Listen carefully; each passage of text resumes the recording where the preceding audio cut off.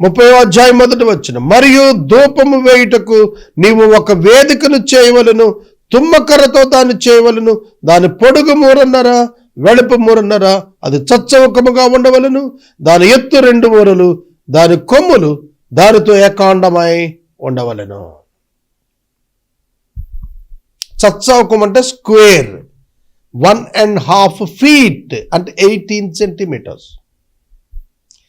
4 వైపులా 4 అంగుళాలు అంటే 4 1.5.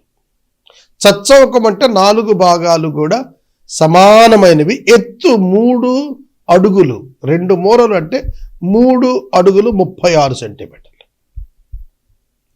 ఇది తుమ్మకర్రతో చేస్తారు, బంగారపు రేకు తాపడం చేస్తారు. ఇది యేసుక్రీస్తు శరీరాన్ని జ్ఞాపకం చేస్తుంది. తుమ్మకర్ర యేసు యొక్క మానవత్వానికి, బంగారపు రేకు యొక్క ఇన్నర్ అండ్ అవుటర్ తాపడం ఉన్నదే అది దైవత్వానికి జ్ఞాపకం. కనుక యేసుక్రీస్తు ప్రభువు నందు జీవపు సువాసనగా మనం చేయబడతాము. దాన్ని అది సూచిస్తుంది. అలా సువాసనగా చేయబడిన వారినే ఆయన అంగీకరిస్తాడు, ఆయన ఆగ్రహాన్నిస్తాడు, యాక్సెప్ట్ చేస్తాడు, వారితో మాట్లాడతాడు. ఒకడు పరిశుద్ధత లేకుండా దేవునితో మాట్లాడలేడు. దేవుడు ఒకరితో మాట్లాడవలనగా ప్రత్యేకించుకోవాలి. ఎన్ని స్టెప్స్ దాటి రావాలి? ఓపెనింగ్ డోర్ దగ్గర బలి ఇచ్చుట ద్వారా పాపక్షమాపణ పొంది రావాలి. రెండవది ఇత్తడి గంగాళము దగ్గర శుద్ధి చేసుకునటం వలన పవిత్రమైన జీవితంతో ఆ యొక్క ప్రత్యక్ష గుడారపు ద్వారము ద్వారా లోపలికి రావాలి. లోపలికి వచ్చిన వాడు ధూపవేదిక దగ్గర ఆ సుగంధ సంభారము వేసినప్పుడే అంగీకరించబడతాడు. ఆ సుగంధ సంభారము వేస్తున్నటువంటి ఆ ధూపవేదికకు 4 హార్న్స్ ఉంటాయి, 4 కొమ్ములు. వాటిని రక్తముతో చెమర్చాలి. అదే రాస్తున్నాడు. చదువుతాను చూడండి, 3వ వచనం. దాని యొక్క ఎత్తు 2 మూరలు, దాని కొమ్మలు దానితో ఏకాండమై ఉండాలి. దాని పైభాగమునకు 4 ప్రక్కల దాని కొమ్ములను మేలిమ బంగారు రేకులు పొదిగించి దాని చుట్టూ బంగారు జవలు చేయవలను. దాని జవకు దిగువన 2 బంగారు ఉంగరాలు చేయాలి. దాని 2 ప్రక్కల యందు దాని 2 మూలల మీద వాటిని ఉంచాలి. అవి దాని మోత కర్రల స్థలాలు. కనుక ధూప వేదికను ఎట్లా పడితే అట్లా ఆపరేట్ చేయకూడదు. మోత కర్రల యొక్క ఉంగరములలో ఉంచి వాటి చేతే ధూప వేదికను లేపాలి తప్ప, ముట్టాలి తప్ప డైరెక్ట్గా చేతులతో తాగటానికి. అర్థమవుతుందా? ఆ తదుపరి దాని మోతకర్ర స్థలాలు. ఆ మోతకర్రలు తుమ్మకర్రతో చేసి వాటికి బంగారు రేకు పొదిగించాలి. సాక్ష్యపు మందసము యుద్ధ ఉండేటువంటి అడ్డుతెర ఎదుట, అనగా శాసనాల మీద, కరుణాపీఠం ఎదుట దాన్ని ఉంచాలి. అక్కడ నేను నిన్ను కలుసుకుంటాను. అహరోను ప్రతి దినం ఉదయము దాని మీద పరిమళ ద్రవ్యముల ధూపం వేయాలి. అతడు ఆ ప్రదీపములను చక్కపరిచేటప్పుడు దాని మీద ఆ ధూపం వేయాలి. మరియు సాయంకాలమున అహరోను ప్రదీపాలు వెలిగించేటప్పుడు దాని మీద ధూపం వేయాలి. అది తరతరాలకు యెహోవా యొక్క నిత్యమైన సన్నిధి కట్టడా. It is the commandment of God, eternal commandment. నిత్యము అని చెబుతున్నాడు. అంటే వాస్తవంగా ఇక్కడ భౌతికంగా చూస్తున్నప్పుడు కాలముతో ముడిపడినట్లు కనిపించినా ఇది దేవుని యొక్క నిత్య ప్రణాళికలో క్రీస్తు ద్వారా నెరవేరబోతున్నటువంటిదిగా మనకు అర్థమవుతుంది. ప్రతి ఉదయము సాయంకాలము ధూప ద్రవ్యపు ఆ వేదిక మీద సుగంధ సంభారమును వేసినప్పుడు అద్భుతమైన సువాసన ఆ గుడారము నిండా నిండుకుంటుంది. అది ప్రతి ఉదయము సాయంకాలం అర్పించటం వలన ఆ స్వీట్ స్మెల్ అలాగే కంటిన్యూ అవుతుంది. విశ్వాస యొక్క జీవితంలో దినమెల్లా జీవపు వాసన రావాలి. అనగా రక్షణార్థమైనటువంటి అనుభవంలో అతడు దినదినము కొనసాగాలి. 8వ వచనం చదువుకున్నాను. 9వ వచనం. మీరు దాని మీద అన్యధూపమునైనను దహనబలి సంబంధమైన ద్రవ్యాన్నైనా నైవేద్యాన్నైనా అర్పించకూడదు, పానీయమునైనా దాని మీద పోయకూడదు. ఈ స్పెషల్ ఇన్సెన్స్ అంటే ఈ ప్రత్యేకమైన సుగంధ సంభారం అన్నదే ధూపద్రవ్యము. ఇది కేవలము ధూపవేదిక మీద వేయటానికే ప్రత్యేకంగా నిర్మాణం చేయాలి. దీన్ని ఏ మనిషి తన కొరకు చేసుకోకూడదు, ఏ మనిషి దీన్ని తయారు చేసి తన వాసన తాను ఆఘ్రాణించకూడదు. అర్థమవుతున్నదా?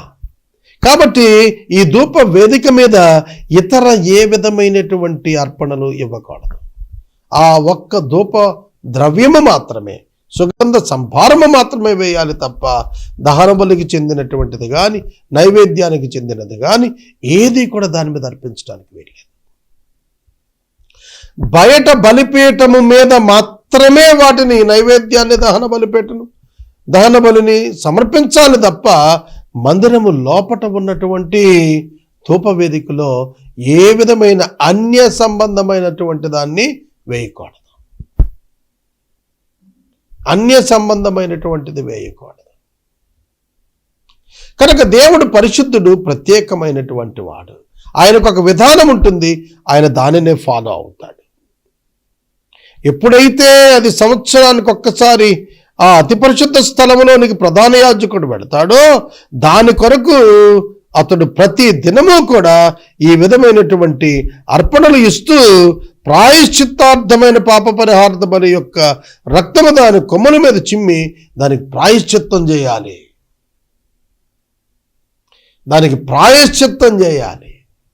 రక్తము చెమర్చబడి పవిత్రపరచబడాలి. అది అర్థమవుతుందా? పరిశుద్ధాత్ముని యొక్క అగ్ని చేత, క్రీస్తు యొక్క రక్తము చేత పవిత్రపరచబడి రూపాంతరపు అనుభవాల్లోనికి రావాలి. సంవత్సరానికి ఒకసారి జాతీయ ప్రాయశ్చిత దినాన అతి పరిశుద్ధ స్థలములోనికి ప్రధాన యాజకుడు వెళ్ళినప్పుడు ఈ ప్రక్రియ కొనసాగుతోంది. ఇది యెహోవాకు అతి పరిశుద్ధమైనది, దీనికి తగిలినది ప్రతిదీ కూడా పవిత్రమైపోతుంది. ఇక 11వ వచనము మొదలుకొని 16వ వచనము వరకు ఉన్నటువంటిది ప్రాణ పరిక్రయ ధనం అంటే ఏమిటి చూడండి. దేవుడు మోషేతో ఇట్లా అన్నాడు, నీవు ఇశ్రాయేలీయులను లెక్కించాలి. వారు లెక్కింపబడి వేళకు ప్రతివాడు యెహోవా తన ప్రాణ పరిక్రయ ధనం ఇచ్చుకోవాలి. అలా చేసిన ఎడల నీవు వారిని లెక్కించినప్పుడు వారిలో ఏ తెగులు పుట్టదు. వారు ఇయ్యవలసినదేమనగా లెక్కింపబడిన వారిలో ప్రతి వాడు కూడా పరిశుద్ధ స్థలం యొక్క తులమును బట్టి అరతులము ఇవ్వాలి. అరతులము, తులం అంటే 10 గ్రాములు, అరతులం అంటే 5 గ్రాములు. అరతులము ఇవ్వాలి. కనుక అంటే అది తులం అంటే 20 చిన్నాలు, అరతులం అంటే 10 చిన్నాలు. అది యెహోవాకు ప్రతిష్టం. 20 సంవత్సరాలు కానీ అంతకంటే ఎక్కువ వయసు కలిగి లెక్కించబడిన వారిలో ప్రతి వాడు ఈ అర్పణ ఇవ్వాలి. About 20 years, nothing but the major. పెద్దవాడైనటువంటి ప్రతి పురుషుడు కూడా తన ప్రాణ పరిక్రయ ధనం అరతులం దేవుని యొక్క మందిరం యొక్క ధనాగారములోనికి చేర్చాలి. ధనవంతుడైనా పేదవాడైనా కూడా ఈక్వల్గానే ఇవ్వాలి. ప్రాణ పరిక్రయ ధనం అరతులం వెండి ఈక్వల్గా పంచాలి. అందరూ కూడా ఈక్వల్గానే పాటించాలి. ప్రతి ప్రాణము యొక్క విలువ దేవుని ఎదుట సమానమే అని తెలియటానికి అరతులం ధనవంతుడైనా పేదవాడైనా సరే ఇవ్వాల్సిందే. పేదోడు తక్కువ ఇవ్వకూడదు, ధనవంతుడు ఎక్కువ ఇవ్వకూడదు. All are equal before God. దేవుని ఎదుట అందరూ సమానమే. అందరి కొరకు యేసు యొక్క రక్తం సమానంగా చిందించబడింది. నీవు ఇశ్రాయేలీయుల యొద్ద నుండి ప్రాయశ్చిత్తార్థమైన వెండి తీసుకుని ప్రత్యక్ష గుడారం యొక్క సేవ నిమిత్తం దాన్ని నియమించాలి. God's fund raising is excellent. దేవుడి మందిర అవసరాల కొరకు ఆయన ధన నిధులను ఏర్పాటు చేసిన విధానం అద్భుతం. It's like a capital fund. ప్రాణ పరిక్రయ దినం అరతులం చొప్పున అంటే 10 చిన్నాలు 5 గ్రాములు దీన్ని 6 లక్షల కాల్బలం లెక్కించబడిన వారు చెల్లిస్తే ఎంత అద్భుతమైనటువంటి ధననిధి తెరవబడుతుంది. ప్రతి సంఘంలోనూ ప్రతి విశ్వాసి దశమ భాగాన్ని కనుక దేవునికి ఇవ్వగలిగితే ఆ సంఘం ఎంత గొప్ప సేవ చేయటానికి కావలసిన ధననిధుల చేత సమకూర్చబడుతుంది. దేవాలయంలో కొరత లేకుండా పోతుంది కదా. అలాగే ఇక్కడ కూడాను దేవాలయం యొక్క నిర్వహణార్థం కావలసినటువంటి డబ్బు దీని ద్వారా ఒక మేజర్ క్యాపిటల్ అమౌంట్గా అది సమకూర్చబడుతుంది. ప్రత్యక్ష గుడారం యొక్క సేవ నిమిత్తం ఈ విధంగా నియమించాలి. మీకు ప్రాయశ్చిత్తం కలగటానికి యెహోవా సన్నిధిలో ఇశ్రాయేలులకు ఇది జ్ఞాపకార్థంగా ఉంటుంది. యేసుక్రీస్తు ప్రభువు తాను సంచరించినటువంటి దినాలలో మోషే నియమించిన ప్రాణ పరిక్రయ ధనంతో పాటుగా శుద్ధి పొందినటువంటి కుష్ఠరోగి ప్రత్యేకమైన కానుకను ఇచ్చి రావాలని మరీ బోధించాడు. దేవుని సన్నిధికి ఎవడు ఉచితంగా రావటానికి వీలు లేదు. దేవుని యొక్క సన్నిధానములో కనపడి సజీవుడిగా కనపడే ప్రతివాడు తన ప్రాణము కొరకు దేవునికి సమర్పణ చేయువానిగా ఉండాలి. కృతజ్ఞతతో కూడిన అర్పణగా ఖచ్చితంగా అరతులము వెండి ఇచ్చి తీరాలి. అది ఒప్పందంగా మనం చూస్తాము. ఇది 11 నుంచి 16 వరకు ఈ వివరాలు కనిపిస్తున్నాయి. 17 నుండి 21 వరకు ఇత్తడి గంగాళం ఆవరణములో బలిపీఠము తరువాత గుడారము యొక్క ద్వారమునకు మధ్యలో కనిపిస్తుంది. చదువుదాం. మరియు యెహోవా మోషేతో ఇట్టనెను, కడుగుకొనుటకు నీవు ఇత్తడితో ఒకదాన్ని గంగాళమును ఇత్తడి పీట చేసి ప్రత్యక్షపు గుడారమునకు బలిపీఠమునకు మధ్య దాన్ని ఉంచి దాన్ని నీళ్లతో నింపాలి. ఇత్తడితోనే పీట, ఇత్తడి పీట పైన గంగాళం నిండా నీళ్లు నింపితే యాజకులు శుద్ధి చేసుకుని ఆ తరువాతే దేవాలయంలోనికి వెళ్తారు. ఇప్పటికీ కూడా మనం ఈ ఆచారాన్ని చూస్తాము. ముస్లిమ్స్ కూడా వారి యొక్క మాస్కులకు వెళ్లే ముందు బయట ఉన్నటువంటి చిన్ని కొలనులో వారు శుద్ధి చేసుకుని వెళ్ళటం మనకు కనిపిస్తుంది. ఇది బాహ్య శుద్ధి కొరకు పెట్టింది కాదు, అంతరంగ శుద్ధి యొక్క ఆవశ్యకతను గురించి చెప్పటానికి పెట్టినటువంటి బాహ్య ఆచారం ఇది.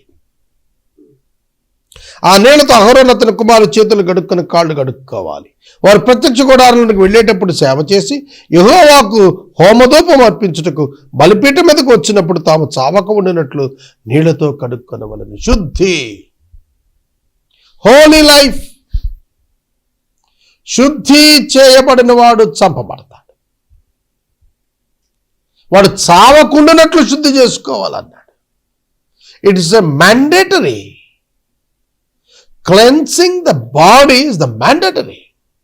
Cleansing the heart and the life is mandatory.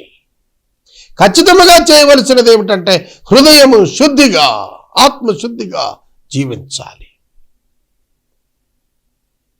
అది వారికి అనగా అతనికి, అతని సంతతికి, వారి తరతరాలకు నిత్యమైన కట్టడ. No exception for any priest. It's compulsory. 22వ వచనం నుండి 33వ వచనం వరకు వ్రాయబడిన దానిలో సుగంధ సంభార తైలము అంటే ఏమిటి? ఇది పరిశుద్ధ స్థల సంబంధమైన తులము చొప్పున అచ్చమైన గోపరసము 500 తులములు, సుగంధము గల లవంగపట్టు సగము, 250 తులముల ఎత్తు, నిమ్మగడ్డి నూనె, 250 తులముల ఎత్తు నూనె, లవంగి పట్ట, 500 తులముల ఒలేవు నూనె, సంభారం 3 పళ్ళు తీసుకొని 3 పళ్ళను తీసుకొని వాటిని ప్రతిష్టాభిషేక తైలముగా అనగా సుగంధ ద్రవ్య మేళకుని పని అయిన పరిమళ సంభారముగా చేయవలెను. 25వ వచనం. అది ప్రతిష్టాభిషేక తైలమగును. యాజకులు ప్రతిష్ఠ చేయబడటానికి సాక్ష్యపు గుడారము యొక్క మందసము ఆ తైలము చేత ప్రతిష్ఠ చేయబడటానికి బల్ల దాని ఉపకరణములు, దీపవృక్షం దాని ఉపకరణములు, ధూపవేదిక, దహన బలిపీఠం దాని ఉపకరణములు, గంగాళం దాని పీటను అభిషేకించి అవి అతి పరిశుద్ధమైనవిగా ఉండినట్లు వాటిని ప్రతిష్ఠించాలి. వాటికి తగిలే ప్రతి వస్తువు ప్రతిష్ఠితమవుతుంది. మరియు అహరోనును అతని కుమారులు నాకు యాజకులై ఉన్నట్లు వారిని అభిషేకించి ప్రతిష్ఠించాలి. యాజకుల యొక్క వస్త్రాల మీద జమ్మేటువంటి ఆ ప్రత్యేకమైనటువంటి తైలము వారిని ప్రతిష్ఠిస్తుంది. అంతేకాదు, బలిపీఠంలో ఉన్న వస్తువులన్నింటినీ కూడా ఈ నూనె చేత ప్రోక్షించి ప్రతిష్ఠిస్తారు. అది దీని ఉద్దేశం. ఇది పరిశుద్ధాత్మను సూచిస్తుంది. 133వ సంకీర్తన, అహరోను గడ్డము మీదుగా తల మీదుగా పోయిబడి గడ్డము మీదుగా కారుచు అంగీల అంచుమట్టుకు దిగజారినటువంటి సుగంధ పరిమళ తైలం వలె ఉంటుంది అన్నాడు. ఐక్యత, సహోదరుల ఐక్యత అంత బాగుంటుంది అన్నాడు. ఇది సుగంధ సంభారముతో కూడినటువంటి పరిమళ తైలం. ఇది ప్రత్యేకముగా చేసేది. ఇది ప్రతిష్ఠిత తైలముగా మనకు కనిపిస్తుంది. ఇవి పరిశుద్ధపరచబడి అతి పరిశుద్ధమైన వాటిగా ఎంచబడుటకు ఈ తైలము చేత ప్రతిష్ఠ చేయబడాలి. ప్రతిష్ఠితుడు పరిశుద్ధుడు. వాటిని తాకిన వాడు పరిశుద్ధుడవుతాడు. కనుక దేవుని యొక్క సేవలో ఉన్న గొప్పతనం ఏంటంటే,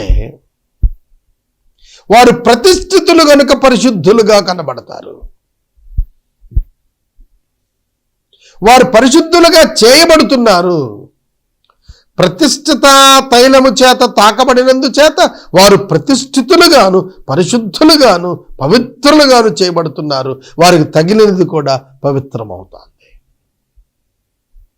యేసుక్రీస్తు యొక్క రక్త ప్రోక్షణం కింద ఎవరైతే వస్తున్నారో, పరిశుద్ధాత్ముని యొక్క అభిషేకం కింద ఎవరైతే వస్తున్నారో వారు ప్రతిష్ఠితులుగా పవిత్రులుగా కనిపిస్తున్నారు. పరిశుద్ధాత్మ దేవుడు పాపమును గుర్చి, తీర్పును గుర్చి, లోకాన్ని గుర్చి ఒప్పింపజేసి ప్రతి వ్యక్తి యొక్క హృదయాన్ని శుద్ధి చేసి ప్రతి మలినాన్ని తన పరిశుద్ధ అగ్ని చేత దహించి పవిత్రపరిచి దేవునికి ఇంపైనటువంటి పాత్రగా చేస్తాడు. బల్లను దాని ఉపకరణములను, దీపవృక్షమును దాని ఉపకరణములను, గంగాళమును, పీటను అభిషేకించేది అతి పరిశుద్ధమైనగా ఉండేటట్లు వాటిని ప్రతిష్ఠించాలి. వాటిని తగులు ప్రతి వస్తువు ప్రతిష్ఠితం అయిపోతుంది.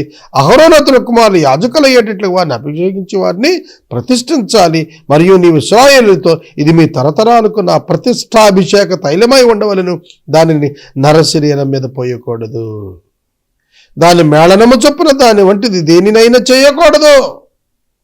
ఈ ప్రతిష్ఠిత తైలము యాజకుల యొక్క ప్రతిష్ఠ కొరకు, వస్తువుల ప్రతిష్ఠ కొరకే చేయబడాలి తప్ప నాట్ విత్ ఎనదర్ పర్పస్. మరొక ఉద్దేశం చేత దాన్ని చేయకూడదు. చేస్తే చస్తారు. అన్యుడి మీద దాన్ని పోయకూడదు. శరీరం మీద దాన్ని పోయకూడదు. దాని వంటిది కలిపేవాడు, అన్యుడి మీద దాన్ని పోసినవాడు ప్రజల్లో నుండి కొట్టివేయబడాలంటే చంపబడాలని అర్థం.